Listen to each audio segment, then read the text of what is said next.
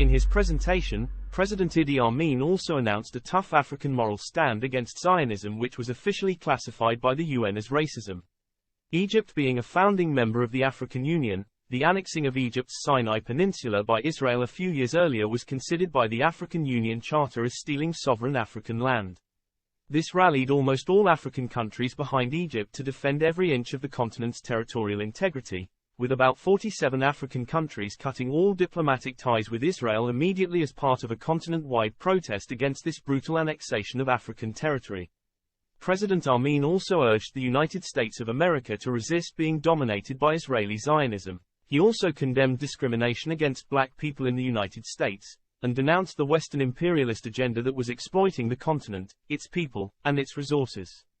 He then reasserted an African Union resolution made 3 months earlier, to free South Africa from apartheid and liberate the whole of Africa from colonialism using a common African military force if no progress is made in the clogged negotiations for the independence of the entire African continent.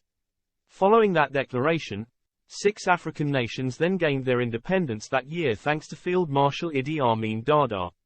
Angola, Comoro Islands, Mozambique, São Tomé and Príncipe, Cape Verde, and Djibouti.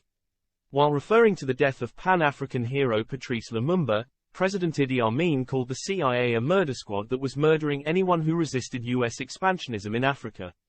He is also one of the few African leaders who ever remembered to publicly recognize Russia and China's immense political, moral, financial and military contribution in assisting African liberation movements in their struggle to achieve freedom and total independence for their peoples.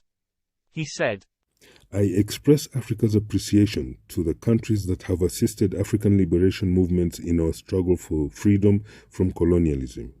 I wish to mention Russia and China for their generous assistance, both moral and material, to the people of Africa fighting to free themselves from the bondage of heinous imperialism, brutal racism, and cruel apartheid.